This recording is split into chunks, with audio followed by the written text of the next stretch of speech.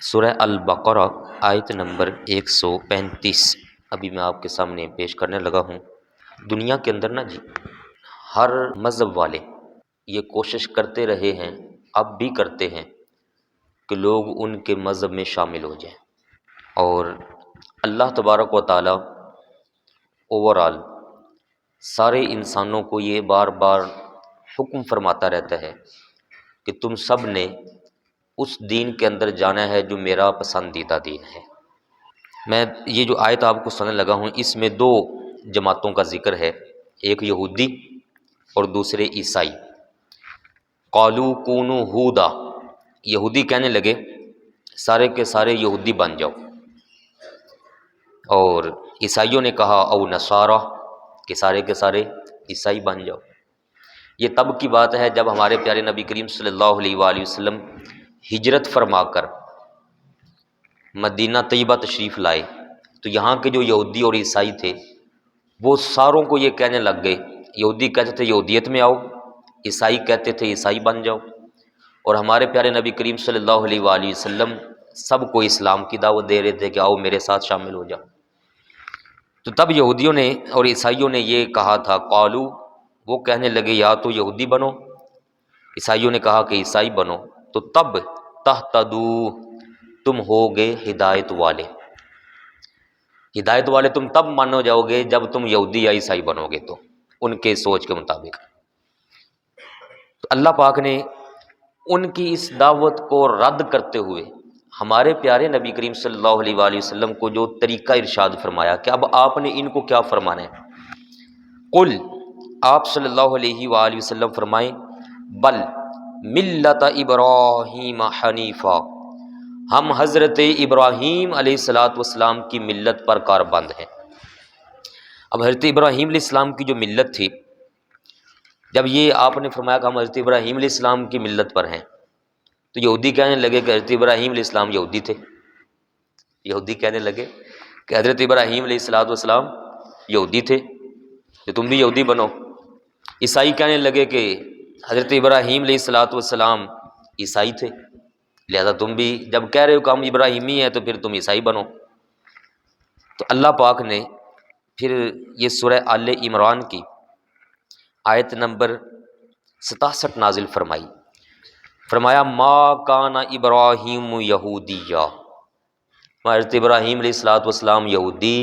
نہیں تھے۔ اللہ پاک نے فرمایا ما کان ابراہیم یہودیا ولا نصرانیہ، اور نہ ہی وہ عیسائی تھے، نہ وہ یہودی تھے نہ ہی عیسائی تھے۔ یہودی اور عیسائی وہ ہو کیسے سکتے ہیں؟ حضرت ابراہیم علیہ السلام تو بہت پہلے کے اللہ تعالیٰ کے رسول اور نبی ہیں۔ یہودیت کا جو مین وجود ہے وہ حضرت سیدنا یوسف علیہ السلام کی اولاد میں حضرت سیدنا یعقوب علیہ السلام کی اولاد بنی اسرائیل جن کو کہا جاتا ہے۔ پھر آپ کے ایک بیٹے تھے حضرت یعقوب علیہ السلام کے، یہودا اس کا نام تھا، اس یہودا کی طرف نسبت کر کے یہودیت کا وجود ہوا۔ پھر مین جو ان کو ایک مذہب کے طور پر، دین کے طور پر حضرت سیدنا موسیٰ علیہ السلام جب تشریف لاتے ہیں تو تورات شریف نصیب ہوئی، تو تب سے ان کا مین وجود ہے۔ حضرت ابراہیم علیہ السلام تو اس سے پہلے کے دنیا سے پردہ فرما چکے، تو فرمایا کہ وہ یہودی نہیں تھے، اور ولا نصرانی، اور نہ ہی عیسائی تھے۔ اور حضرت عیسیٰ علیہ السلام تو بنی اسرائیل میں سب سے آخری نبی ہیں، بنی اسرائیل کی لڑی میں، تو وہ ان کی بھی نفی ہو گئی کہ حضرت ابراہیم علیہ السلام عیسائی بھی نہیں تھے نہ ہی یہودی۔ وَلَٰكِنْ كَانَ حَنِيفًا مُسْلِمًا، لیکن وہ تو ہر باطل سے الگ تھلگ اللہ پاک کی بارگاہ میں جھکنے والے مسلمان تھے۔ جب یہ نفی ہوئی نا جی، تو مکہ پاک کے جو کافر تھے انہوں نے سر اٹھایا، وہ کہنے لگے کہ نبی کریم علیہ السلام نے یہ دعویٰ کر دیا کہ ہم ملت ابراہیمی کے پیچھے ہیں، اور یہودیوں کو کہا ہے کہ حضرت ابراہیم علیہ السلام یہودی بھی نہیں، اور عیسائیوں سے کہا کہ عیسائی بھی نہیں۔ تو یہ مکہ والے جو قریش کافر تھے وہ کہنے لگے کہ اگر وہ یہودی بھی عیسائی بھی نہیں، کچھ بھی نہیں، تو پھر وہ ہماری جماعت کیوں ہوں گے؟ لہٰذا انہوں نے دعویٰ کیا کہ ہم میں سے ہیں حضرت ابراہیم علیہ السلام۔ تو اللہ پاک نے پھر اس آیت کا اگلا حصہ نازل فرمایا، وما کان من المشرکین، وہ تم میں سے بھی نہیں تھے، یہ دعویٰ مت کرو کہ وہ کوئی کہتا ہے یہودی تھے، کوئی کہتا ہے عیسائی تھے، کوئی کہتا ہے کہ وہ بت پرست معاذ اللہ ہم میں سے تھے۔ فرمایا نہ، حضرت ابراہیم علیہ السلام ان تینوں جماعتوں میں سے کسی میں سے بھی نہیں تھے۔ ان اول الناس بابراہیم، فرمایا میں تمہیں بتاتا ہوں، اللہ پاک نے فرمایا میں تمہیں بتاتا ہوں کہ حضرت ابراہیم علیہ السلام خود کیا تھے، اور آج اس کائنات میں ان کے ساتھ اصل محبت رکھنے والا کون ہے۔ فرمایا ان اول الناس بابراہیم، ساری انسانیت میں حضرت ابراہیم علیہ السلام کے نقش قدم پر سب سے زیادہ چلنے والے، فرمایا ھذا النبی، ھذا النبی، میرے یہ پیارے نبی کریم صلی اللہ علیہ وآلہ وسلم ہیں جو اس وقت موجود ہیں، اور اس وقت موجود ہیں ہمارے پیارے آقا پاک خاتم النبیین سیدنا محمد مصطفیٰ صلی اللہ علیہ وآلہ وسلم۔ فرمایا یہ میرے پیارے محبوب علیہ السلام ہیں، والذین آمنوا، اور جو میرے پاک نبی پر ایمان لا رہا ہے وہ ہے حقیقت میں حضرت ابراہیم علیہ السلام کے ساتھ محبت کرنے والا۔ واللہ ولی المؤمنین، اور ان ایمان والوں کا مددگار دوست خود اللہ تبارک و تعالی ہے۔ اب اللہ پاک نے فرمایا کہ اے میرے محبوب صلی اللہ علیہ وسلم، جب یہ بات واضح ہو چکی کہ ہمارا ایمان اس طرح کا ہے، تو پھر اب آپ نے مزید ان لوگوں سے یہ کہنا ہے آمنا باللہ، ہم اللہ پاک پر ایمان رکھتے ہیں، وما انزل الینا، جو ہم پر نازل کیا گیا قرآن عظیم اس پر ایمان ہے، وما انزل الی ابراہیم و اسماعیل و اسحاق و یعقوب والاسباط، فرمایا ہم تو ان سارے انبیاء علیہ السلام پر جو جو نازل ہوا سب پر ایمان رکھنے والے ہیں، وما اوتی موسیٰ و عیسیٰ، جو اللہ پاک کی طرف سے موسیٰ علیہ السلام کو دیا گیا ہم اس پر بھی ایمان رکھتے ہیں، جو حضرت سیدنا عیسیٰ علیہ السلام کو دیا گیا ہم اس پر بھی ایمان رکھتے ہیں، وما اوتی النبیون من ربہم، اور فرمایا کہ ان جن کا نام لیا ہے ان انبیاء کے علاوہ جتنے بھی نبی علیہ السلام ہوئے، ان نبیوں کو جو جو اللہ پاک نے دیا تھا ہمارا ایمان اس سب پر ہے، ہم کسی نبی علیہ السلام کی بھی نبوت کا یا جو ان پر نازل ہوا ان میں سے کسی چیز کا بھی انکار نہیں کرتے۔ اور آگے اللہ پاک نے فرمایا لا نفرق بین احد منہم، ان پر ایمان لانے کے حوالہ سے فرمایا ہم بالکل فرق نہیں کرتے، سب پر برابر کا ایمان، یہ ہمارا طریقہ ہے مسلمانوں کا۔ اور وَنَحْنُ لَهُ مُسْلِمُونَ، ساروں پر ایمان لا کر پھر ہم اللہ تعالیٰ کی بارگاہ میں اپنے آپ کو پیش کرنے والے ہیں۔ اب یہ اللہ پاک فرما رہا ہے کہ طریقہ کار اس کائنات میں اب درست وہی ہے جو میرے پیارے نبی کریم صلی اللہ علیہ وآلہ وسلم دے رہے ہیں۔ اگر اب کوئی دعویٰ کرتا ہے کہ یہودی یا عیسائیت یا اور بھی کسی مذہب کا، تو ارشاد باری تعالیٰ ہو رہا ہے کہ وہ بندہ ہدایت پر نہیں ہے۔ اور یہ اگلا فرمانے علی شان فَإِنْ آمَنُوا، فرمایا اگر یہ لوگ ایمان لے کر آئیں بِمِثْلِ مَا آمَنْتُمْ بِهِ، ایسا ایمان جیسا کہ میں نے یہ تمہیں عطا فرمایا ہوا ہے، تو فَقَدِ اهْتَدَوْا، تب یقیناً یہ سارے کے سارے ہی ہدایت یافتہ ہوں گے، تب ہدایت یافتہ ہوں گے یہودی بھی عیسائی بھی، ساری کائنات کے لوگ جب ایمان اس طرح کا رکھیں گے تو۔ لیکن اب ہم دیکھتے ہیں کہ جو یہودی ہیں وہ اگرچہ یہ دعویٰ کرے کہ ہم اپنے نبی پاک کو مانتے ہیں، اس کے باوجود وہ ہمارے پیارے نبی کریم علیہ السلام کو نہیں مانتے، شریعت کو نہیں مانتے، اسلام کو نہیں مانتے۔ اسی طرح عیسائیوں کا معاملہ ہے، مشرکین تو خیر وہ تو ساروں سے ہی جدا ہے نا جی، وہ تو ہیں بت پرست مشرک ہو گئے۔ تو اللہ پاک نے فرمایا وَإِن تَوَلَّوْا، لیکن اگر یہ اس طریقہ کار سے منہ پھیرے تو فَإِنَّمَا هُمْ فِي شِقَاقٍ، تو یہ سارے کے سارے بدبخت ہیں۔ اب ذرا غور کیجئے گا اللہ پاک اس جملے پر، اس کا مطلب یہ ہوا کہ خوش بختی اور بدبختی کا تعلق وہ ظاہری طور پر مال کے ساتھ نہیں ہے۔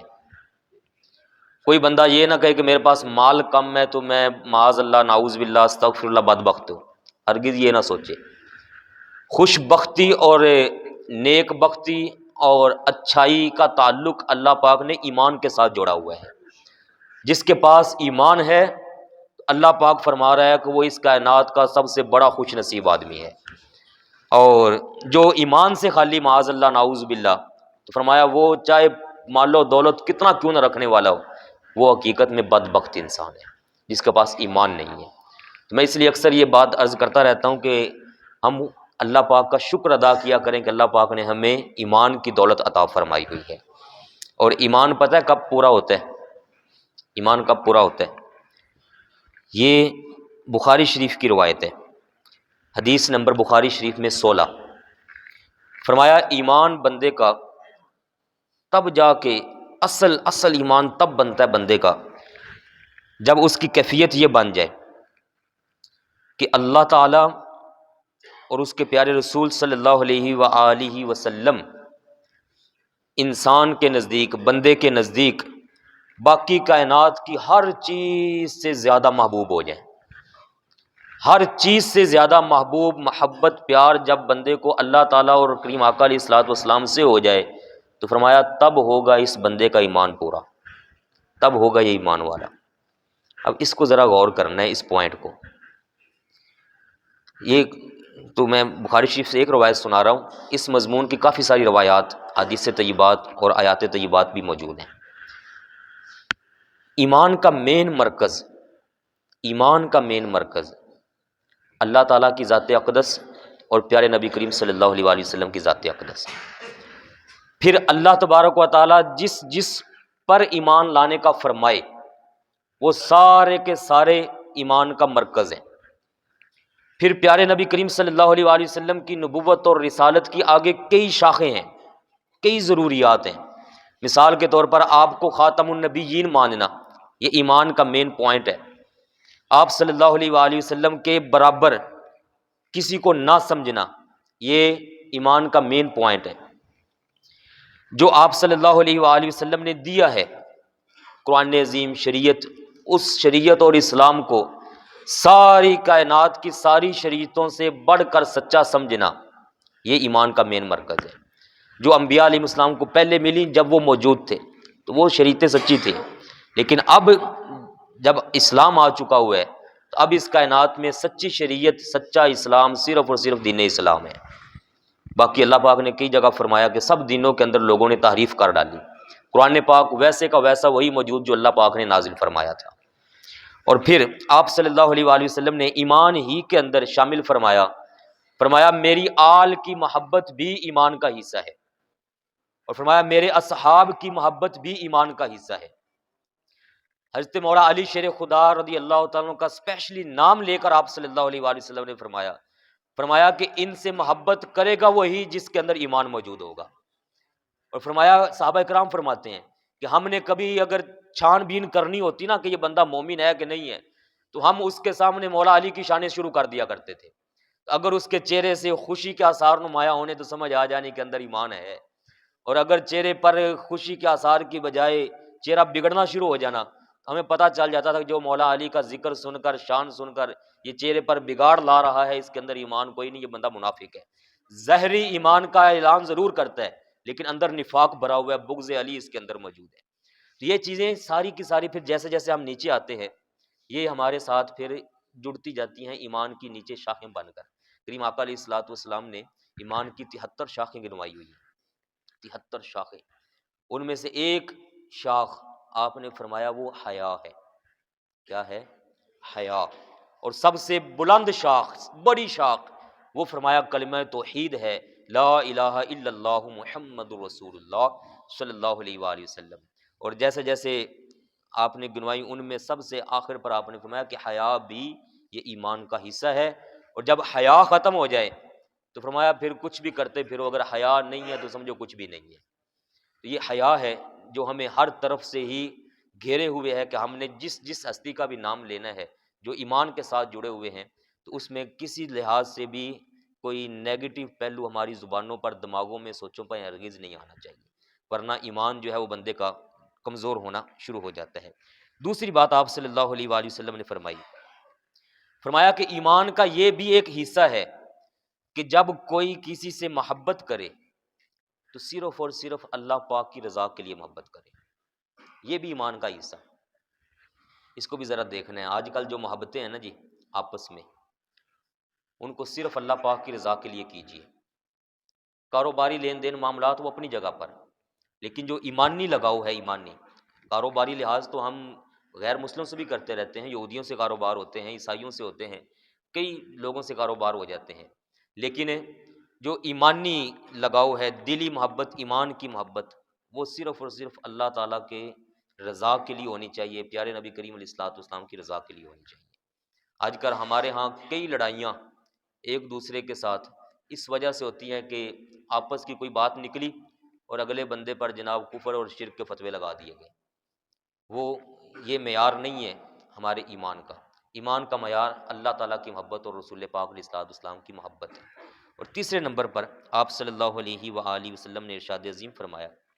فرمایا کہ جس بندے کے نزدیک جیسے کہ آگ میں ڈالا جانا اس کو ناپسند ہے، اس سے بھی کہیں درجے بڑھ کر کفر کو وہ بندہ ناپسند کرتا ہو، تو فرمایا کہ اس کے اندر ایمان موجود ہے۔ کفر سے نفرت،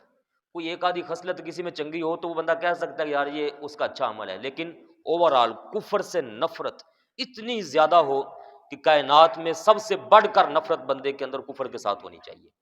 پھر جا کے اندر اس کے ایمان موجود ہوگا اور کامل ایمان ہوگا۔ ایک صحابی تھے، یہودی تھے پہلے، حضرت سیدنا عبداللہ بن سلام رضی اللہ تعالی عنہ، یہ یہودیوں کے بہت بڑے عالم تھے، یہ حضرت سیدنا عبداللہ بن سلام رضی اللہ تعالیٰ عنہ، اور یہ یہودیوں کے احبار میں سے تھے۔ احبار ان کو کہا جاتا تھا جن پر یہودی سارے یقین کرتے تھے، اور ان کو یہودیوں نے تیار کیا تھا ہمارے پیارے نبی کریم صلی اللہ علیہ وآلہ وسلم سے مناظرہ کرنے کے لیے، کہ جا کر مناظرہ کرنا ہے اور یہ ثابت کرنا ہے کہ یہودیت سچا مذہب ہے اور اسلام معاذ اللہ یہ جھوٹ ہے۔ تو یہ آئے تھے مناظرہ کی غرض سے، جب پہنچے مسجد نبوی شریف میں تو آپ صلی اللہ علیہ وآلہ وسلم واز فرما رہے تھے، یہ آ کر بیٹھ گئے۔ کہتے ہیں کہ جب میری پہلی نظر پڑی نا پیارے نبی کریم صلی اللہ علیہ وآلہ وسلم کے نورانی چہرہ اقدس پر، تو میرے اندر سے آواز آئی کہ اتنے حسین و جمیل نورانی صورت مبارک والے کبھی جھوٹے نہیں ہو سکتے۔ کہتے پھر میں نے کیا مناظرہ کرنا تھا، ایک دو باتیں بس کہتے ہیں میں نے پوچھی، اور میں نے کہا حضور مہربانی فرما کے مجھے اسلام میں داخل فرما لیں۔ یہ مسلمان ہو گئے۔ جب اسلام لے آئے تو اسلام لانے کے بعد ایک چیز ان کے اندر ابھی موجود تھی، وہ یہ کہ یہ ہفتے والے دن مچھلی نہیں کھاتے تھے۔ جب ہفتہ کا دن آنا تو مچھلی نہ کھانی۔ ان سے چند صحابہ کرام نے فرمایا کہ تم ہفتے والے دن مچھلی کیوں نہیں کھاتے؟ یہ کہنے لگے کہ مچھلی میں جس مذہب سے آیا ہوں نا، یہودیت سے، اس میں ہفتے والے دن مچھلی کا شکار اور اس سے منع تھا ہمیں، تو اسلام نے کون سا لاگو کیا کہ ہفتے والے دن لازمی کھانی ہے؟ تو جب حکم ہی کوئی نہیں ہے اسلام میں، تو میں ذرا ہفتے والے دن اس لیے اوائڈ کرتا ہوں تاکہ وہ تھوڑا سا پیچھے جو محبت تھی نا وہ ابھی میرے اندر باقی ہے۔ یہ جب بات سامنے آئی کہ ابھی اسلام میں آنے کے بعد پھر بھی ہفتے والے دن مچھلی سے اس لیے رک رہے ہیں کیونکہ پچھلے مذہب میں ایسے تھا، اللہ پاک نے سورہ البقرہ کی آیہ مبارکہ نمبر 208 یہ اس موقع پر نازل فرمایا یا ایھا الذین آمنو، اے ایمان والو، ادخلوا فی السلم کافہ، فرمایا پورے کے پورے اسلام میں داخل ہو جاؤ، پورے کے پورے اسلام میں آ جاؤ، پورے کے پورے آؤ اسلام میں۔ ولا تتبعوا خطوات الشیطان، یہ جو شیطانی وسوسے آتے ہیں نا کہ تھوڑا سا ادھر کی رعایت کر لے، تھوڑی ادھر کی رعایت کر لے، تھوڑی ان کی رعایت کر لے، فرمایا لا تتبعوا، مت ان شیطانی وسوسوں کے پیچھے چلو، انہ لکم عدو مبین، یہ تمہارا کھلا دشمن ہے، یہ پھر تمہیں سے کہیں بہکا نہ ڈالے، پورے پورے اسلام کے اندر داخل ہو جاؤ۔ تو ان کو حکم دیا گیا تھا کہ باقی ہفتے والے دن مچھی کھائیں نہ کھائیں، آپ نے ضرور کھانی ہے، ایک بار ضرور کھائیں، تاکہ وہ جو تھوڑی سی اندر ہے نا پچھلی محبت وہ ساری کی ساری اندر سے نکل جائے اور اسلام پورا کا پورا بندے کے اندر داخل ہو جائے۔ تو یہ طریقہ ہے جو اللہ پاک نے اسلام کے بارے ہمیں فرمایا ہے کہ اے ایمان والو